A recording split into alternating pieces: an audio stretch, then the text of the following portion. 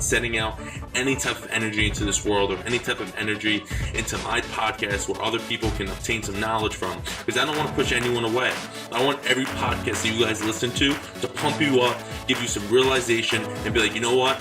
That helped me right there. That one thing that he said, I gained. When you don't have enough time, all that means is that you're not utilizing your time, and that's what a leader does. So when you're going through something, something's not going right in your life, there's no one else to blame. No. Why the hell are you going to work 60 hours a week for someone else to accomplish their dreams and then go home and go to sleep? Fuck no. I'm going to work 9 to 5, work my ass off there, then come home and dedicate 3, 4, 5 hours at night to my dreams. You still get 8 to 9 hours of sleep. My goal is to educate, motivate, and encourage people to get off their asses and begin to believe in themselves. No more second guessing or waiting till tomorrow. We have to make it happen today. Join me in this movement. Let's get it done. Hey guys, thanks for tuning in. My name is Nick Sorrenti. We have a really special podcast for you guys today. His name is Tyrone Muse. He's the CEO of Visions Credit Union, one of the largest, if not the largest credit union in our area, Broome County. He was kind enough to take some time out of his day to really give his educational background on finances as well as his personal experiences in the financial field. He's worked for Goldman Sachs, large, extremely accredited companies, Fortune 500. I think this is a really powerful and educational podcast, and that's exactly why I asked Ty to do me this favor. It's because out of school, I feel like a lot of millennials are struggling with figuring out a successful financial path for themselves. So I hope you guys enjoyed this interview, and if you guys have any questions, leave some comments in the YouTube video, on the YouTube comments, and let's make this happen. Hope you guys enjoy. Hello everyone, Ty Muse, President and CEO of Visions Federal Credit Union. Me and this dude, we met at the barbershop, Rico's barbershop. We had a lot of good barber talk. I actually became more familiar with you through that interview you did with Rico at the barbershop with Jay Williams. Jay Williams from ESPN. He talks a lot of barber talk. A lot of things go down at the barbershop, just talking about finances, basketball, sports, just in general. And with this topic, what I'm trying to do here with you guys is a finance movement, kind of try to make you more educated on finances as well as his career and his background, how he became who he is. The CEO of a large bank is, that's prestigious. So he didn't just get there by doing one thing. He did many things, went to school, did certain things to get him to become the accredited person that he is. And that's why I appreciate you doing me this favor. Of course, coming onto the show. He's a great guy. We're going to be talking about a lot of things, especially about, internships that he maybe be involved with or would recommend for people that are interested in going to finances to do, some investment possibilities, some maybe mutual funds or IRAs for just the younger generation, just to get a little ahead of the game, because finances are getting really important in today's world with debt, with college student loans and everything. It's huge. I often worry about that. When I first got to the credit union, we used to offer these student loans up to $70,000. And then I just said we have to stop it. We actually dropped it down to $35,000. Really? So some people were upset, saying, "Hey, wait a minute, my college costs more." And I was saying, I'm challenging you to find a new alternative because I don't want you leaving day one $70,000 in a hole. That's a mortgage, or that's like a really nice car. Yeah, it's right? a really, really nice car. So, I just wanted to change their angle and the way they looked at it. And since then, the average student debt is probably between $20,000 to $30,000 anyway. Minimum. Right. So I'm just trying to force you to make some better financial decisions to set your life and career up better instead of starting in the hole on day one. Absolutely. So I know you have a passion for this, how you talk about it and everything. I know you love it. You have 2 beautiful daughters that you take pride in. And so what got you interested in your career? How did you start? You didn't just become the CEO. So what? Take me back from the beginning, maybe high school. I really did, man. I tell this story to everyone, and you've kind of heard it from the side, that I really had no plan on this outcome. When I was sitting down, I was doing sports. I was a basketball player, a track star, down near Newburgh, New York, where I grew up. I went to Wallkill High School. Yeah, athletes. We put out monsters down there. Yeah, but what's your size? So tall. I'm 6'4", but then I was 160 pounds. So I had to give up that football. Pounds. I did. You saw the way the shirts and the pants are bagging on me. But I can't wait to put some muscle back on. But, I literally owe a lot of my life and my career to my track coach. And it's funny how coaches are like that. You're the same way. Yep. We talked about what the coaches meant in our life. And so one day I'm sitting there, and I was a smart guy, but growing up in the late '80s, everyone. Oh, the distractions, sports guy.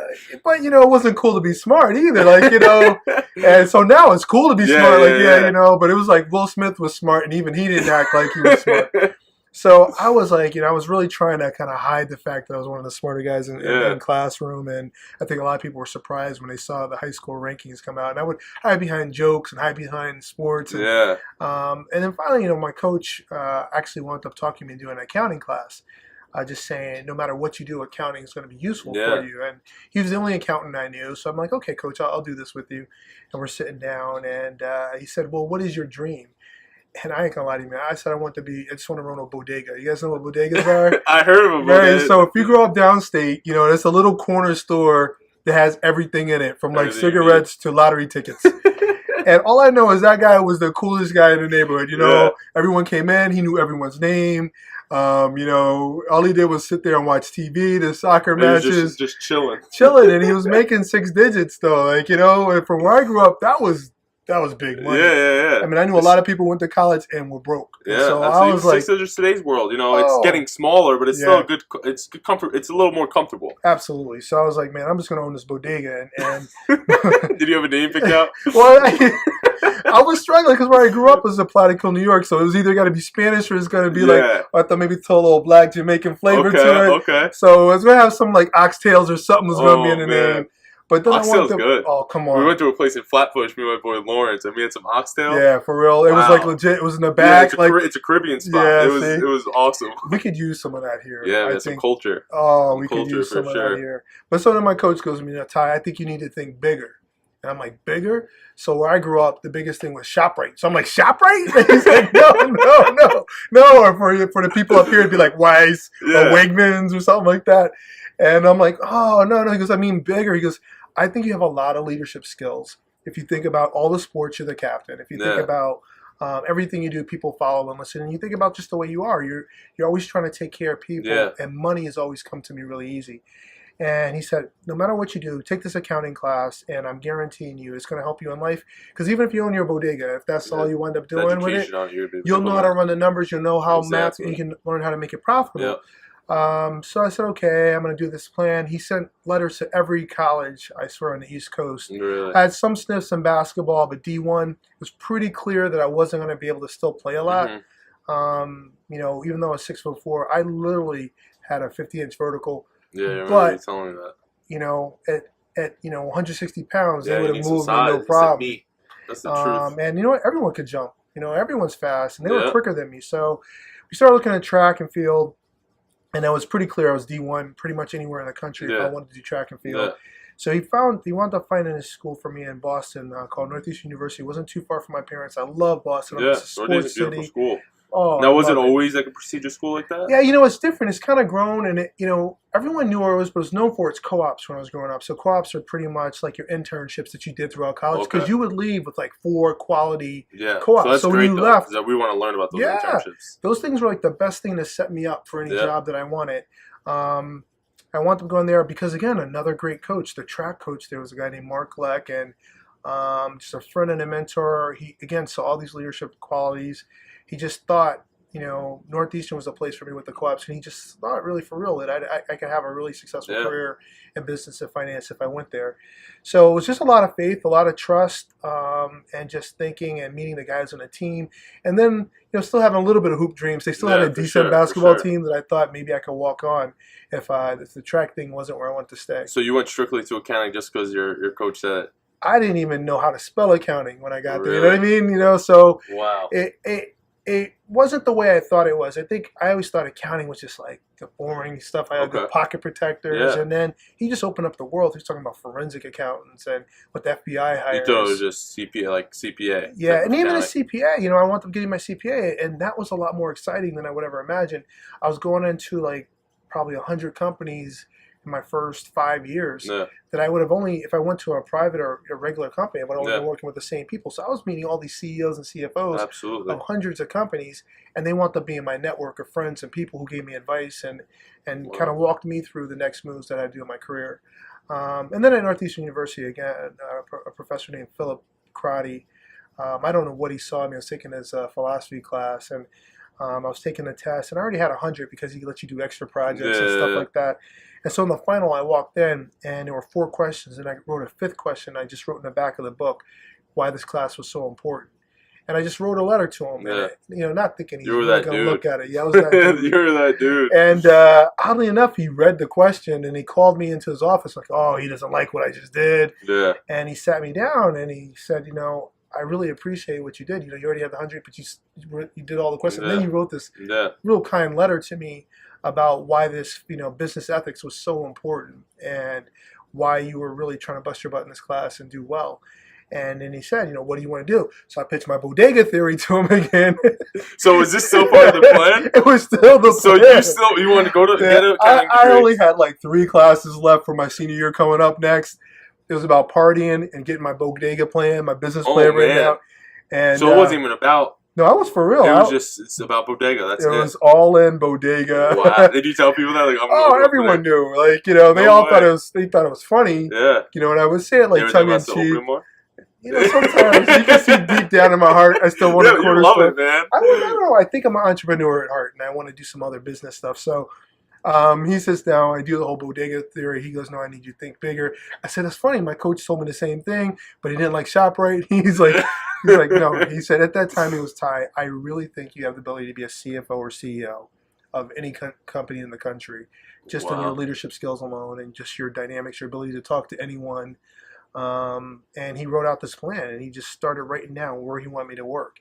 And I look back, I laugh. I should have kept a piece of paper, but I did email him right before I took this job to tell him, he wrote out exactly what this career was going to be, and he told me exactly where he wanted me to work. He wanted me to go to PricewaterhouseCoopers at the time. It was either Coopers and Lybrand or Pricewaterhouse. Then he wanted me to go to Goldman Sachs, and then he wanted me to go to G. I did that to the playbook. And the reason he told me it was just they all had great experiences. They all would be great for my resume. But ultimately, he said that after I do those 3 companies, I could pick any company I want to work in the world. And it would just empower me to be in that position. And sure enough, he's right. I've been able to get every job I've applied for, I've gotten. But I think it's because of that background that he helped me build. It's the name, man. Yeah, those names help. The pieces of paper help and the names help. Yeah. But then in the day, you still have to come in there with a little swagger, Absolutely. Not arrogance or, but just confidence that you can do the job. Yeah, your ability, you're capable of doing it.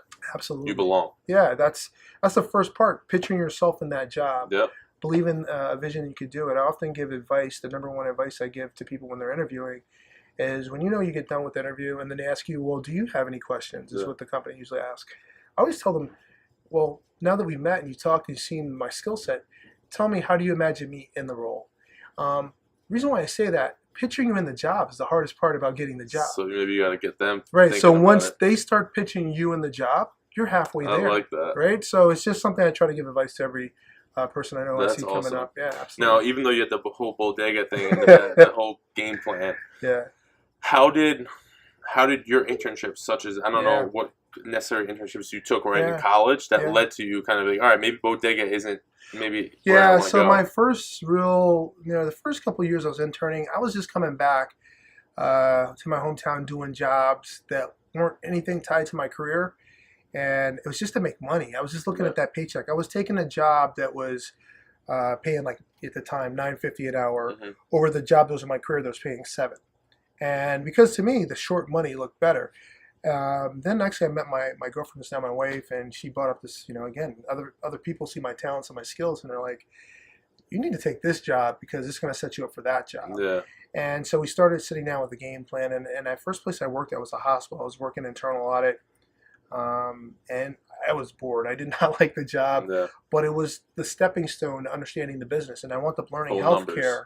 I wound up learning how all that worked really well, which then put me in a really good advantage when I went to apply for Coopers and Lybrand, because their client happened to be that same hospital. So they saw this connection, this ability to bring me in and immediately have a stepping stone of someone else. That's what I try to tell people too, is like, it's not always about getting to plan A right off the bat. You have to understand that your failures or maybe something that you don't want to do is going to put you in a position to be able to do the things you want to do in the long haul. Yeah, I think people always say the shortest distance between 2 points is a straight line, but I can tell you a life better traveled is one where you kind of ping around a little bit and see a lot more things. Absolutely, because it makes you more well-rounded too. Yeah, absolutely it does. And those experiences come in. They definitely come in later. Wow. And so I think sometimes being willing to take a little bit less to get to the job that's going to help put you further ahead. It's going to put you in a better position. Yeah, look for the fast lane sometimes, right? So sometimes you might, when you're driving a car in traffic, I watch people in traffic all the time, man. They just keep hopping lane, and then we get done. You catch up to them. And we're right next to each other again. Yeah. So sometimes I've learned in life it's better just to stay the right lane,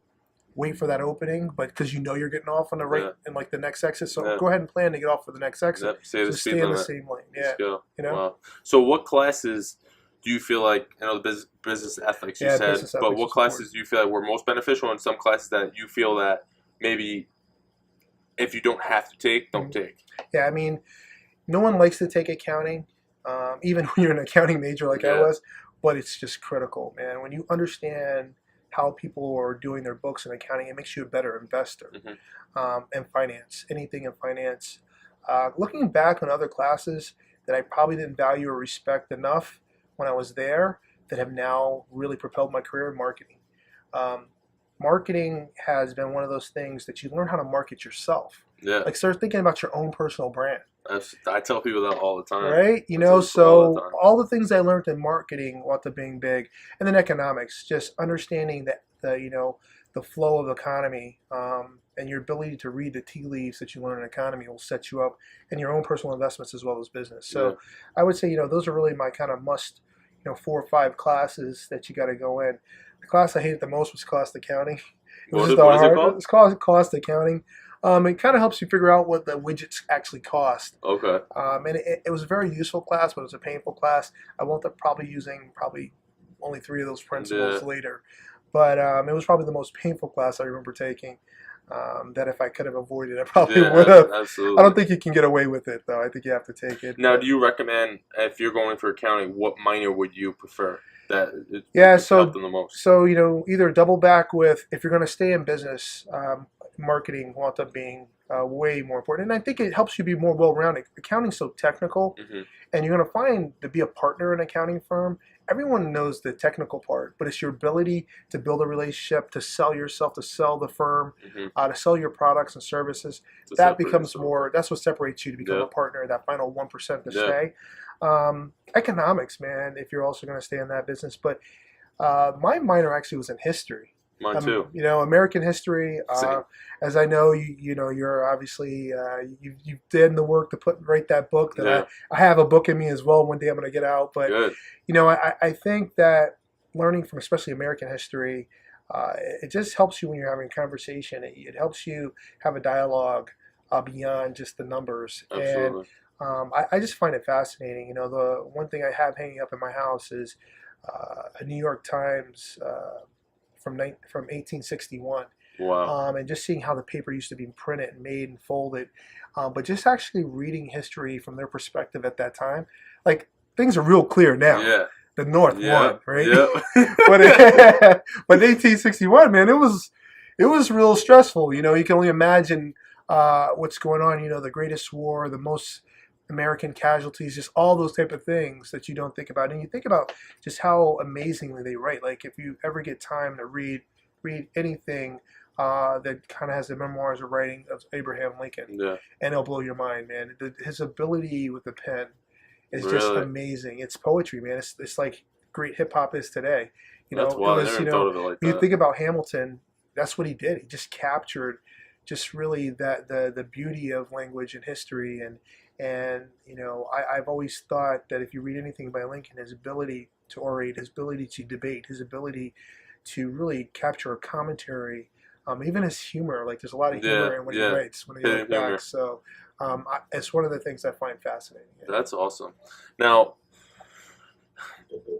it's really, what I've realized is that you can be naturally good at something, but to become great, it requires a lot of training, a lot of time and effort. How is your training? Like, I know your school education was evident, but in terms of like your internships, how did those internships result in you becoming the man that you are in your field? It was really the catalyst. So I think the sports background we have really helped, right? Because we understand the more work you put in, the more prepared you are for the competition. In football, which you were blessed to do more than I was, When you're playing football, how many times you watch, you already know the play. Yeah, right? It's got to be this play or that play. Absolutely. And every now and then they'll catch you, but 80-90% of the time you know the play. You know where the ball is going. Because you put the prep in exactly to know the play and what the outcome's going to be. And the same thing with internships. So my internships really built upon each other. So the first one was my first couple of years, like I said, I was just doing the money where I was chasing. I worked at service merchandise, retail, just a distribution warehouse, and learning about transportation, logistics, how you set up the warehouse to be the most efficient, process management. When I came back, I started focusing a little bit more on my career. I got really directly into working internal audit and working for a hospital. I did 2 interns there, and man, that really prepared me for a professional career. Just something simple like how to dress, how to talk, how to write a report, how to do research, how to document what you're doing. Just the effort that you put in. I always try to be there first, and I always try to be there last. It probably doesn't sound normal, but I always wanted to work so hard that you never doubt it. Right? I want to be better. I didn't want to be generic, right? You don't want to be generic. You want to be better than that. So I also try to spend a lot of time understanding my boss's job, because I figured the more I understand what he or she was doing, the better I could do my job to help them. Exactly. I didn't. Don't wait to be a boss, right? Just start doing all those things that they need you to do, so they can rely on you. And then finally, I really got focused on public accounting, and then I started interning, and I worked for Coopers & Lybrand, which became PricewaterhouseCoopers at the time. We had crazy big clients there that we're just exposed to. That was really cool to set up my career. And then after that, it's not being afraid to then take a risk. I've always been willing to bet on myself. I've walked away from guaranteed jobs for the next job over here that I thought was going to be more aligned to where my passion was. So don't steer away from your passion. Yeah, I find that, a lot of times you got to find a job where the head and the heart meets, right? So I love numbers, I love finance, but I love helping people. So that's why I'm in banking, but I joined a credit union so I could be a not-for-profit helping people. Yeah. And we talk about that a little bit in the barbershop, like why that transition. I probably can make more at a bank, but I can help more people at the credit union and still get paid very well, absolutely. But for me, that was a huge part of why I do what I do. And for the last 12 years, I've been working in my passion, 13 years working in my passion. Hasn't felt like a day of work because of it. Yeah. Now, because of that, I'm assuming it's a more mental job, but is it physical or? It's mostly mental. The only physical is trying to keep those LBs off, man. When you're sitting at a desk a lot, we're expanding, so we just expanded the headquarters, which you've seen, when you're driving into work all the time. But the expansion to our building has been amazing. Yeah. And so we've actually added sit-stand desks just because, they say sitting's the new smoking, right? So we're trying to keep everyone healthy. But it is mental. My day starts from the second I wake up to, getting the kids ready and getting them to school, or if my wife's dropping off. But then after that, the second I hit the ground, whether it be 7:30 to 8, till my last event or dinner event that I'm usually at is 9 o'clock. It's a long day. It's a long day, but again, it's fun. Yeah. It's fun. It's fun coming out doing things like this with you, or having Jay Will come down and film at the barbershop with us, or going to a high school talking to kids about their future, or going to BU now and doing presentations and speeches there. Now, for someone, this is something I'm actually interested in as well as. For someone like me, what's really important to me, I talk to my girlfriend about it all the time, is finding a job where I'm able to, work my job, but as well as not have to say no to my kids. In the sense of if they want to go on a school trip, I don't have to say no to them because I'm my own boss. Right. So what would you say to someone that, they don't want to work that, that 8 to 9 o'clock at night job, but they want to have all the resources that they want on an everyday basis to balance between job and life? Yeah, it's hard. I'd like to tell you that there's an easy button to it. It's just about priorities. I've always found, and you've probably seen this, you probably got that friend, right? I got that friend that's always like, oh, I can't do this, I can't do that, I can't do this. Mm-hmm. I always found people always come up with reasons to not do the stuff they don't want to do, but they always find a way to do the stuff they want to do. So I want to see my kids, I want to hang out with my kids, I want to do things with them. But, I will say the job, even for myself, because I am a workaholic, does, impact them. So what I try to do is change it up a little. I trade quantity for quality. Okay. So I always tell this story, man. I don't know how to swim. That's one of the first things. I don't know about a lot of other brothers, but most of my friends don't know how to swim. And maybe it's just growing up in outside of Newburgh, New York. We had a pool down the street and everything, a public pool, but You just never want to swim. nah, I'm dense, man. I just sink, you know. I took a lesson later as an adult once I had kids because I wanted to be able to save my own kids. Yeah. But you know, so I don't really play in pools. And people are like, aren't you worried about drowning? No, people don't know how to swim. Don't play by water. That's it. It's just simple. Right? Yeah, we're like, you know, every time I see someone drown, it's usually Johnny can swim so well. Lifeguard. Yeah, exactly. Someone's drowned. Help! Help! So what I decided for myself was, so we put this out above ground pool. It's only 4 feet, so a brother can hop around. Yeah. And I can get low, I can swim, or just 3 strokes across. I'm across. This is how you do it. Yeah, like that. Kick. So one of the things I told him was, you know, what I did one day, I just came home from work, full suit, hopped right in the pool, just started swimming with him. So that's awesome. In that moment, you would think when you talk to him later, Daddy was in the pool the whole summer, the way he talked about that story. But it's just about trying to create those environments. And when we go away, you know, letting the kids, you know, every 2 years they pick where we go, and they picked Paris one year. Man, I don't know how to speak French. I didn't know what they were going to do. And we were actually there when those guys, the former Marine, were on that train. No way. Yeah, we watched that movie. I got it to rent it at the house. We're going to hopefully watch it tonight. And we literally landed that day. And I got off, and everyone was treating us so well. I'm like, wow, man. I thought everyone told me in Paris, you know, they don't like Americans. Man, they were hugging me and stuff. And then we saw what happened that night after we got, you know, into the hotel. Yeah. And the whole week, the whole country was like, everywhere we went, they just treated us amazing. Really? And we just heard more about the story just coming out more and more and more while we're there. And you just realize just the courage that those men had. Absolutely. And just some of the training that you had. Yeah, that scene was wild. Yeah, that, you know, most people's instinct is the run. You know? Did you know the actors that they use the real people, right? Real people. So I can't wait to check that out tonight. Yeah, it's worth. But so I think it's about that, you know, you may, if you want to be a me, you're going to have to trade some of the quantity, but you got to find a way to replace it with quality. You know, stop worrying about did they clean their room, you know, start worrying about are they happy, you know, stop worrying about, you know, what their grades were. But start understanding the effort they're putting behind their grades, respecting that if they're trying. There's something you can do to help. And what I can do to help in that time. You know, track and field is what I do. I coach my kids in track and my youngest. And the goal was really to coach them up to high school and let them take over. And my wife did the same thing for my oldest daughter. And it became our thing as a family because I'm a track and field. My wife's track and field. My wife's the better athlete, which I always have to admit out loud. And I even put this on recording, so you know she must have been the better athlete.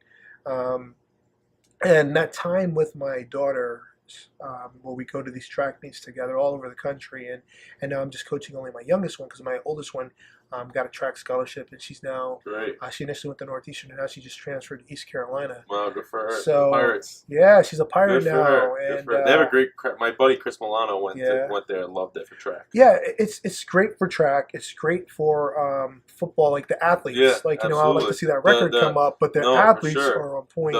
What's called there, the equipment and everything. Yeah, the facilities. I just went down there to check it out with her, and now the youngest one's kind of coming up the same way. Where her whole destiny is in her control. And we had a lot of conversations that, you know, again, going back to grades, how you kind of joke around with grades, but having them understand, you know what, if you knock out the grades, the decision is yours where you go to school. Exactly. Not theirs. That's the cool part. So you want to be great as an athlete and you want to be great as a student so that you get to pick the school versus the school picking you.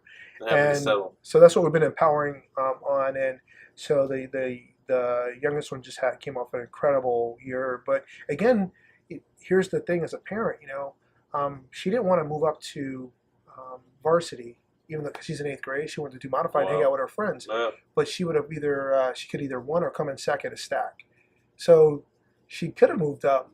But as a parent, listening to your child and saying, hey, they want to have fun. We got 4 years to be in high school. Don't push on that. Let it, you know, even basketball.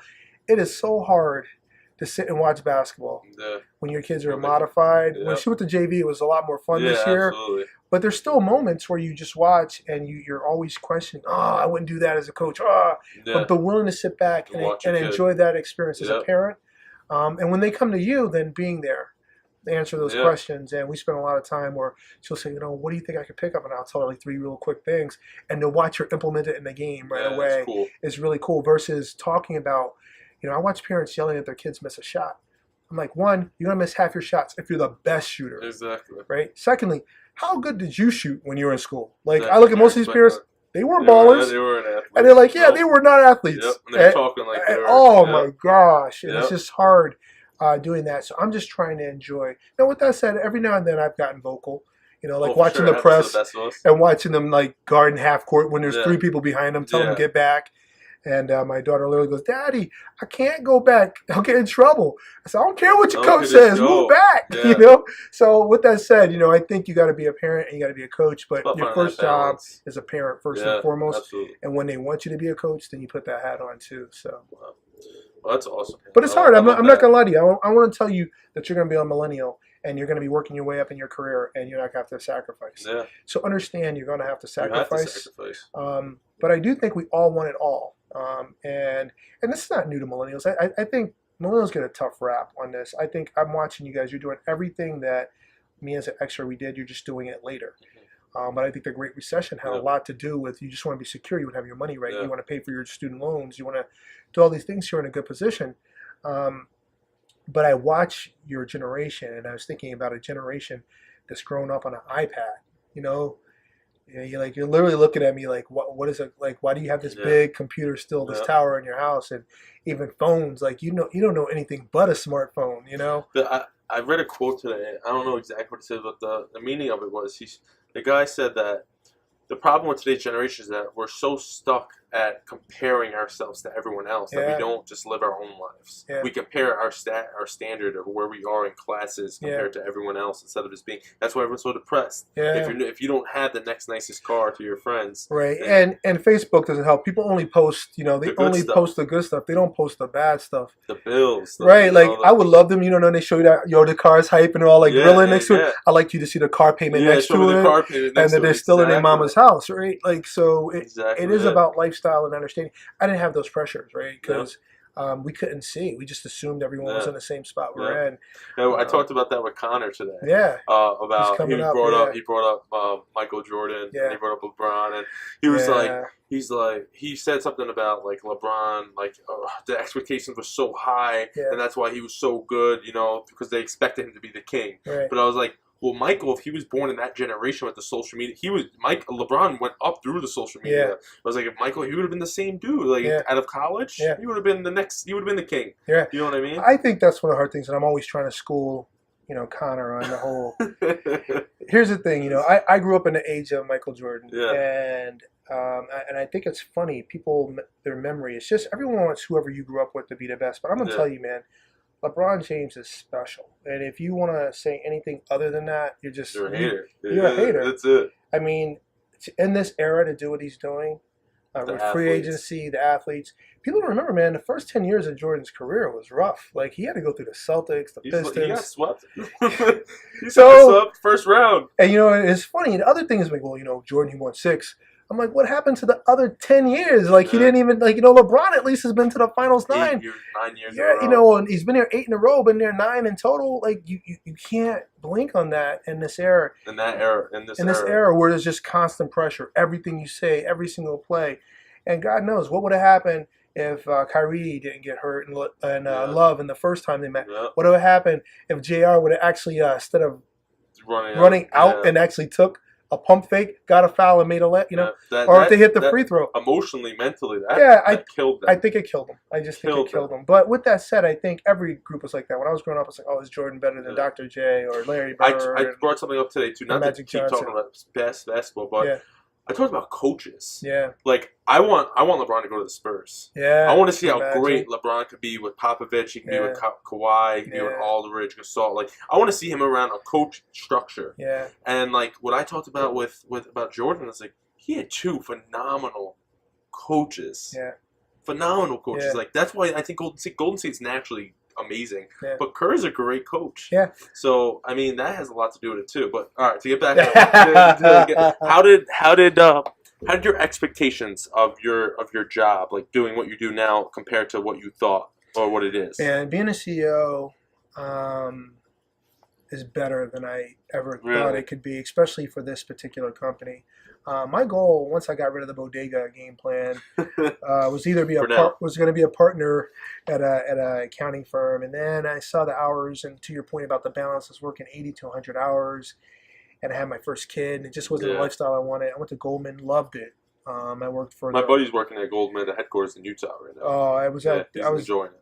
New York City is kind of the mecca, but I was down in their Dallas office doing real estate at the Archon, their real estate division, and work on these Whitehall funds, and it was really just the best environment, the best culture. We talked about this earlier. You're good at certain things for a reason, and you're bad at certain things for a reason. You can spend a whole lot of time on the things you're bad at, and Yeah. maybe get to marginal. But if you spent that same effort on the stuff you're good at, you might become great at. Talk about that all the time too. So I feel like Goldman really focused on trying to make me really great At the good things you were things I was naturally good at.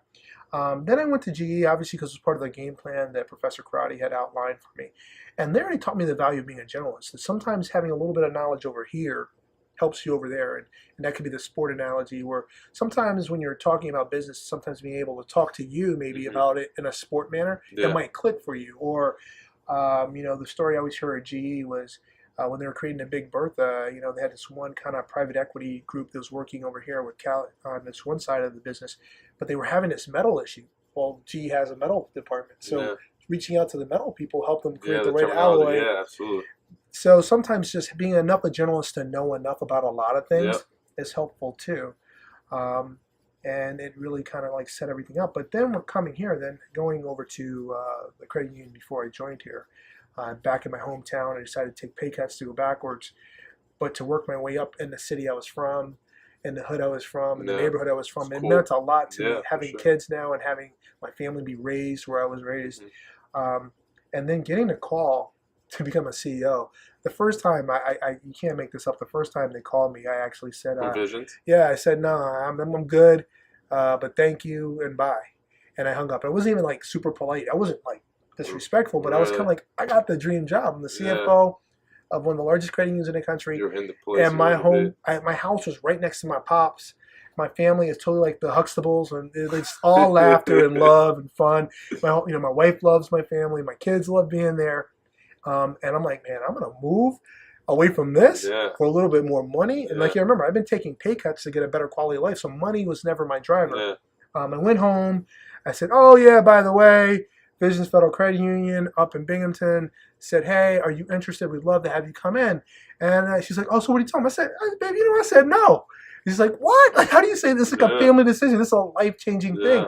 I'm like, what about all the people here? We have 500, 600 employees. I felt like I was letting them down if I left. She's like, well, what about the 400, 500 employees up there? That you can help. And what about that community up there? It's actually bigger. You could actually help more people if you go there. And that's why I tell people about relationships all the time. It's not a relationship; it's a partnership. Yeah, it is. They fill your head with stuff that you need that you're not thinking of. Well, she also saw those things. I think I take all my guests for granted, but she just watches me. Yeah, she just watches me maneuver around and talk to people. Fix a problem like 3 steps, and it's like they're leaving and now they're millionaires. And you're just dropping crumbs. That's what's going on. But I think that it's great when how do they say it? Someone said this. Will Smith said this. You gotta have friends in your life to fan your flames. Does that make sense? So when you have, you look at a fire and it's just embers, right? They come by and they get that fire going, and it helps you reach your full potential. And when you have a partner who's your friend, who that is first and foremost, it's like Team Ty. We're gonna roll on this Team Ty thing, and they kind of motivate you to see that no, you got a bigger mission, you got a bigger calling. And then I started thinking, you know what, man, I could be doing this if I went to Visions. Oh, they could do this. They could be even better. And then she's like, you got to call them back. I'm like, baby, I can't call them back. I just told them no. And thankfully, they called me back. And then I had this whole outline plan of all the things I would do. But still not really thinking I was going to get the job. But I was like, let me go out there and think big. It's 100 some people probably looking at the job. And I'm a CFO. I'm not even a CEO yet, moving up to a bigger credit union. But when I came in, all those traits of mine really shone through. But with that said, the vision of the board, For those who don't understand how companies work, you usually are led by a board who has a strategic vision. They had a vision of my energy, of what I could do in this community, what I could do for this credit union, what I could do for the employees, how I could take this credit union the next step. And when I got here, we were about $3 billion, and now we're $4 billion, and we really haven't tried to grow too much in the last year or two. So you're working on you guys are working on your company, right? Yeah, we're just working on our infrastructure. Yeah, that's We're great. just trying to make everything see it easier, from the outside. nicer, better for employees, better for our community, better for the ATMs alone are really nice. Think about just branding those, and we've been focusing on that. But I'm letting you know, when October comes, we get the last change in our mobile app. November comes, we have our new credit cards locked up and going, and cards for our debit cards. Nice. 2019 is the year of visions, man. But it's still with the board having the willingness to embrace my strategic vision, my brand, that confidence and swagger, and just, there's not a lot of brothers running credit unions or banks, and just having the willingness to see beyond that and see the diversity of it. I'm really proud of my parents, but my father, he didn't graduate high school, and he went and did 2 tours in Vietnam, and the guy has a gift of gab, and he's just a special human being who could talk to anyone. And I was blessed to get that gift. My mom, after high school, she went into Job Corps. She was the church secretary, but she has an ability to look at someone, and she could read a book by the cover, and just gave me common sense knowledge just to read people and know what they need to hear, and what I need to say, and know what they're really trying to do. And that real groundings kind of kept me humble, even with all the swagger I joke about. But coming from that background, it's always kept me very humble to let me know that I don't know anyone who worked harder. My father's a truck driver. He made more than anyone I knew went to college, and that was who I was trying to emulate. I want to be like him. My mom, touched more people on this earth than I've seen, from anyone who had a big job. And you're a product of it. You have both, the best of both. You know what I mean? Did, and that's how it works. And that's why who you surround yourself with is so huge, crucial. Yeah, and that's hard because I'm loyal to a fault, and where I grew up, a lot of my friends have been to jail. A lot of my friends have passed away. Some are pastors, some went military, sports. But those are really the avenues when you grow up outside of Newburgh, New York, that are really what you have to do to be successful. And then when I got to college, seeing more people be successful and seeing how sports really catapulted that. But, I think it's the fact that I can have a vision, implement what I want to do, and not have to go to someone else. That's the beauty of being a CEO. There's some pleasure to being a boss where you can listen to someone's idea from your staff and you can empower them to do it, versus me and before having to advocate to get my boss to bless something that someone else wanted to do. Now we could hear a great idea. Let's try it, and that's what's a lot of fun. And then just seeing that we're helping over 190,000 people today, and we have the ability, hopefully in my career, I would love to somehow get up to 1 million members and be helping 1 million people. That'd be special. Yeah. That would be special. That really would be. Yeah. I'm assuming your favorite part of the job is helping people, and, putting them in a better financial comfortability state. What would you say your least favorite? Because it seems like you love the job. So what's your least favorite? Yeah, but I'd also add helping my staff too. So it's it's not just helping our members or what will be customers in the bank. It's also seeing my staff thrive and watching their families thrive, and that's huge. I would say the least favorite part, and I'll kind of give you 2 prongs. Sometimes it's the political aspects of it. I would never be a good politician. I'm fortunate to have friends and Fred Akshar and Donald Pardo, and I watch how they navigate the whole political system, and Rich David. And I think it has to be brutally hard to know what the right thing is, but to have to dilute it so you can get it passed. And sometimes I know what the right thing is, but I have to play the political line, and it's not completely my favorite thing to do. But the other part is it really hurts when you're in this industry. You can see how people are frauded or defrauded, or you can watch the senior abuse. And, it's amazing to me how many people take advantage of people and all the scams that are out there. And because, we really try to take care of members, we try to help them through it, I've seen people lose as much as $90,000 of their own on a scam. And then they're mad, and they're mad at the person, and they become mad at us, but it's not us, right? We're trying to help them, but unfortunately, the world is full of bad guys, and the computers have made it so easy. and we're always trying to come up with the next step to help them. We've been really fortunate that we've also stopped at time, and that's where the pleasure comes. Yeah, I always get notifications if I'm out of the country or something. They'll notify me, but hey, was this you? Or if I go to Florida or somewhere, is this you? It's needed, man, and it's so easy, especially with all the breaches that have been out there. They have enough data to recreate your identity now through all the different breaches. And so our goal is really to just help people as much as we can. But, sometimes, I'll hear a story that just really breaks your heart when you think about someone losing some of their savings on something that they did. And sometimes it's stuff we told them not to do. Like, I'm telling you, I know she's saying that she's coming here to marry you, but she's not real. She's not.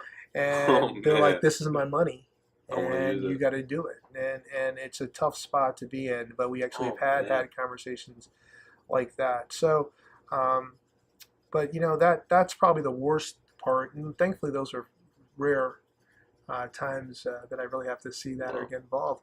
But what I love, each month someone sends me we have this line in our bulletin now that we put out to our members. It said, "Vision saved you." What? Because there's always someone who comes in that we wind up saving hundreds of dollars a month. That's awesome. That's like a game changer. Yeah. That's rent for someone. Or a car. Or food for your kids. Yeah. It's college for them, maybe, right? If you could put that aside. So it's crazy. We do no closing cost mortgage. We clearly can collect. Everyone expects to pay, and we intentionally don't do it. That means up to, for some people, that was like $6,000 for some people. And we're just giving it away for free like that. We create products that do that for people because we can. We're not for profit. And we have the ability to put our members first. And that's great. And just seeing someone start off in a new home like that, or even being able to get that forever home that they want, all those things make me smile. That's great. That's great.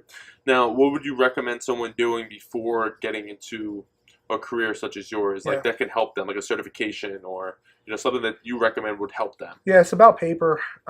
You need your degrees, and I have a lot of VPs that have kind of worked their way up through their career, and I've challenged them to go get their degree, not because you're going to be smarter, but it just creates this dialogue, this ability to communicate. It's a process that you go through. It level sets. When you're coming into a job and you both have great work experience, but one has a degree and one doesn't, and you're going for a job like mine. The terminology is different. Yeah, but even going for a job like mine, sometimes you won't get the opportunity to apply for that because they're going to assume the other person has more, the diligence to go through it.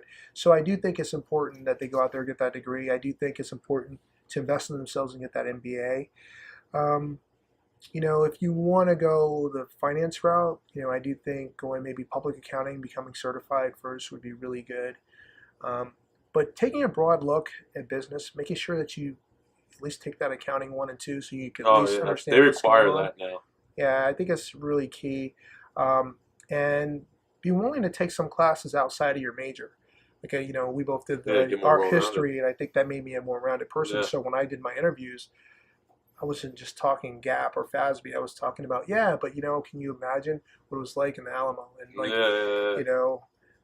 just shows that you're more than just business. Yeah, it shows some personality. And history has some of the best stories of all time. Absolutely, modern Europe. That's what I took them out. I didn't really like modern Europe. There's too much information going on. I'm an American history guy, but modern Europe has some wild stories. That's how I kind of came up with my book. Yeah, it was through Hitler. Yeah, all that crazy stuff. Kind of that's what triggered my idea. It's crazy what they went through, man. And Trevor Noah has this. I did Trevor Noah's book, and it's hilarious. I think it's called Born in Crime. He talks about being born in South Africa, and I just love him, and I love his story, and his energy. And he was talking about you got to remember wherever you grew up, it's kind of like those atrocities of that country to you trumps everybody, right? Yeah. So he said when he grew up, he didn't know who Hitler was, and actually where he grew up, a lot of people were named Hitler because they didn't know in South Africa this type of stuff where he was. And I can't even imagine, because to me, he's the scariest, the most vile person who was ever on earth, right? But he was Jewish. He was part Jewish. It's crazy. But then you think about something you do the math, how many millions of people, right? But then I think about slavery, man. How many millions of people in slavery? Yep. Right. So I always think how much different the world would be today. Yeah. Think about that. Maybe one of those the slaves or one of those Jews, they could have been the next Yeah, Einstein too. Yeah, Right, that's what I'm saying. and it's so interesting, and I've often found, and maybe that's why, for being a student of history, that I often look at American history and I look at Black history and I look at the history for Jews as well, and I always see this path um, that my Jewish brothers and ourselves as Black people have gone through slavery. They went through slavery as well, and persecution. We went through persecution as well, and then I look at the civil rights movement. One of the stories no one ever tells is just how much they helped specifically. And most recently in the Thurgood Marshall movie and book, it really talks about, how these different individuals really helped. And how Abraham literally was looked down upon Yeah. by some of the people because he was trying to implement that. Is that crazy? It's nuts. Yeah. So you look at it, and there's a lot of cool things like that, but I don't know, we kind of got deep there, but it's real, man. It's amazing to me when I think about people focus so much on our differences and they don't realize just how much we're alike. What do you say? That's the truth. Oh my God. Yeah. And that's why I we do a lot of diversity training, but I like more inclusive training. I want to have a conversation. I found what separates us more is maybe being urban and rural. That is a big difference. Right? Like, absolutely. I went to her family. My girlfriend's family is a little more rural. Yeah. And I came out there. First time I came into her house, I was like, this is in the middle of nowhere. Exactly. I was like, oh man, I don't know if I like it. But then I started hanging out with them. We're shooting guns, clay birds, and I was like, this is a whole different part of life that I never experienced. And and now I love being out there. It's so peaceful and relaxing. It's a transition, though, right? Right? Absolutely. And the people, they're different, but they're funny in their own way. Yeah, exactly. And you know what I mean? But you bring the two together, you'd be surprised how well you can get along with someone. I like, again, just need to, I really do try to find out we're more alike, same month we're born, or from the same neighborhood or same state. Yeah. I'm originally from the South, so I always call myself, I kind of see myself as, I just kind of see myself as just Southern hospitality. It's just how I try to run my business as well. And I often think about like just the impact of being raised in the South did for me and the person I am today. Yeah. It means a lot. Not saying if I would have been raised in the North, I would have been a different. different. I would have been a different person. Yeah. Still a good person, I hopefully believe. But that upbringing in the South just taught me the way we say things, the way we talk, even the pace. Like when we go out for a walk, my wife's trying to do like 10-minute miles when we walk. I'm like, look, if I wanted to walk that fast, I'd run. You know what I mean? So I try to work really on focusing on ways to kind of keep that just Southern charm about me and hospitality and the way I say things and just the colorful way we talk, but with that New York style. Swagger, the New York that swagger. Swagger, man. I was petrified when they told me we're moving to New York, And I remember Roots had just come out. I watched Roots, and I'm like, I'm moving to New York because I didn't realize how rough it was in the South. There's things you don't know when you grow up. Like, I mean, there were still white-only signs. I mean, it was over, but they didn't take the signs down. And so it hit me like, of the opportunity. I had a lot of my family was already up in New York and New Jersey, and it just seemed to make a lot of sense. But everything I saw in New York was scary on TV. Like, everything you watch was like, the South Bronx and stuff. And I got up here and got outside of New York City. It was all country, man. You're milking cows. People, when you say you're from New York, everyone thinks you're from like the city. Brooklyn, Newburgh. Apple trees. It's totally different once you get outside of an hour of New York City. Yeah, it's crazy, different world. What's something that if you were 20 years old again, if you were 16 years old, more 18 years old, what's something that you would do in terms of finance to set yourself up more comfortably for the future in terms of investments? I try to, and this is some of the things I talked about when we brought Jay Will to the barbershop, Jay Williams, and when Connor was cutting his hair, I was trying to talk about the number one advice, if I could give you anything today, is start investing today. And it's a simple mathematical equation, but it'll prove it over and over again. Putting away a little today, every day, because you have time on your side, will set you up to be wealthier more than me today if I put away double what you're putting away. So I was just playing around, like, let's say 7%, and you put away, I don't know, $100 a month for 40 years. I know 40 years sound like a long time because you haven't even hit 40 years in your life yet, but it's a blink, bro. I'm 47 years old now, and I think about being 17. So 30 years ago, if I did this, right? So for 40 years, put away $100 a month, right? And now I'm coming in today, and I started for 20 years, put away double that. So I put away $200 a month. And say even I make 10%, I'm gonna make around half of what you're gonna be able to save and grow, right? Time. Time is just a way more important, accelerator. So put away as much as you can. Well, be comfortable. I mean, you gotta live this life, man. Yeah. I tell you all the time. I'm only gonna live this life once. So you see me, man. I'm living this to its fullest. I'm not.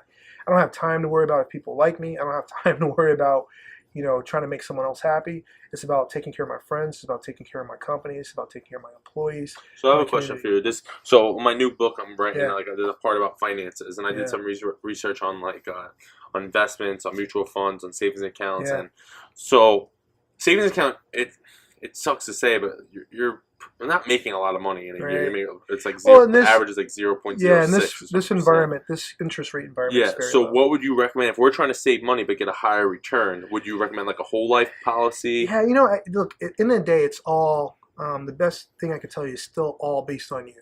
Okay. Everyone has different risk tolerances. I have a very high risk tolerance on my own personal money, not my company. Do you do that though? Or are you saying when you have more comfortable money to play with?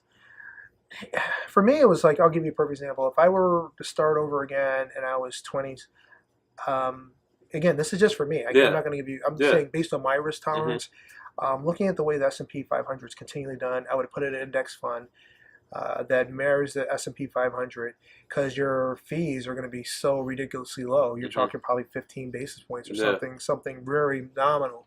And you're going to make 7% Now, with that said, you work with a good manager or managed fund as markets start going down, they're going to help you do better in those environments. I think it's really, what is your goal at the end, right? If you want to buy islands, you're not going to do that by just putting it in a savings account at the end, right? But if you just want to retire and live happy and comfortable, there's nothing wrong with just putting that money aside. And parking it in whatever, U.S. Treasuries, whatever you want to put it in to keep you safe. Because one thing you can't pinpoint is when the next recession is going to come. I'm sure everyone was rolling before 2008, and then all of them lost half their money or more, right? And if you were close to retirement, right about then, putting that money in a savings account probably looked like it was a smarter move, right? So I think it just you have to know where you are in your retirement. And become educated too on like insurance policy, investment policies. Like I've learned so much just over reading the last couple of months about different policies. Yeah, when you're looking at all this, you just have to make sure you understand the fees that are built in. You got to sit down and talk to people who are licensed in this stuff to give you better advice. Don't be afraid to ask the question. Than me, even for example, with the credit union, I invest mostly in bonds, right? Because that's where we need things to kind of match up for duration, and we have to be low risk, for that. But my own personal, as I've hit my goals, and now I know my retirement is set, I take more opportunities. And also sometimes I do things really to help people that I admire who are trying big things. So I'll give you a guy, Antoine Wade. As a young man that I met at Dwayne Wade's basketball camp, and they're cousins, and we were just sitting down talking, and I just liked the idea he had on this deodorant. It's called Switch, where he was just showing me the landfills and like just how much just waste we have out there. If you look at how many deodorants people go through and throw away, there's got to be a way to build a refillable model, just like what they're doing with razors and everything else. So he showed me the idea, and I'm like, that's a great idea. And he said he was wanted to get some investors. So, what?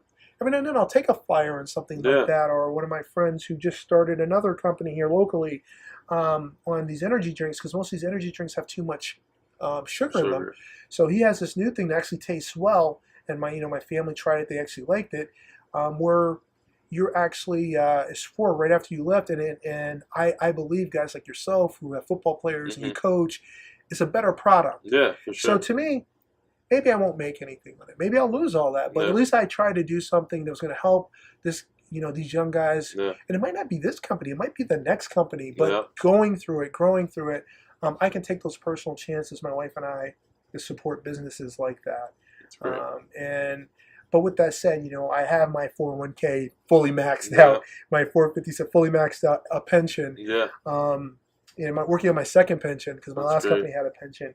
So when you look at it that way, I have the ability to take some more risk. Yeah. But if you're waking up and you're 50, I think sometimes they're trying to catch it all, like because they still want to retire at 60. Yeah.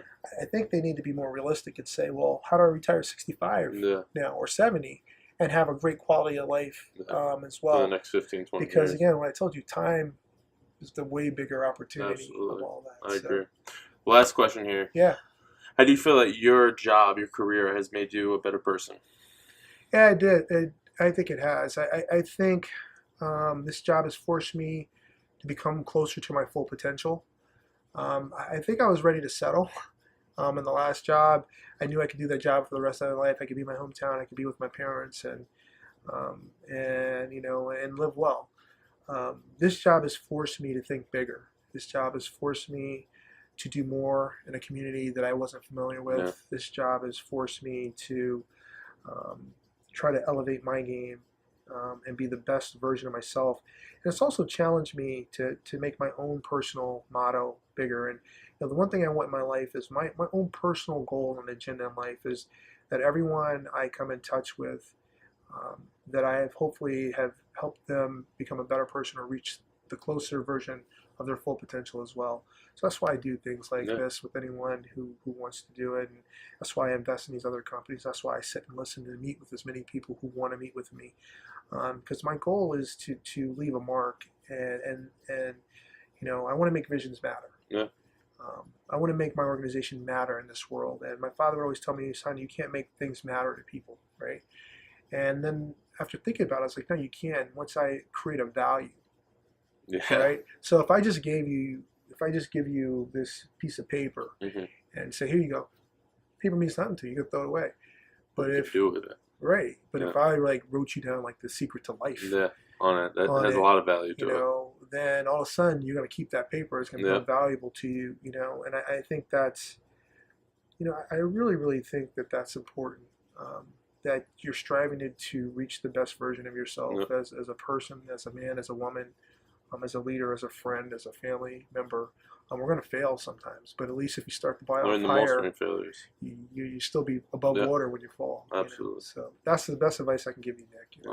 Appreciate it. Listen, guys, I think Ty and what he stands for, I think more people need to become familiar with that type of mindset in terms of, the first goal priority is to work on yourself, become the best version of yourself. So in the long haul now, you're 40, what'd you say? 47. 47 years old. Now he's able to work on other people and help other people. Absolutely. So understand that right now to start on you, focus on you, put yourself in position for the future to better yourself. So in the long haul, you can start, really implementing your way on others to help them create a better life for themselves. That's my goal. That's exactly what I'm trying to do at 23 years old is to help others, put them in a position to, obtain knowledge from gentlemen just such as yourself. So if you guys really like this podcast, if you think it can, help other people, if you can share some knowledge to other people, please share it, refer a friend, subscribe.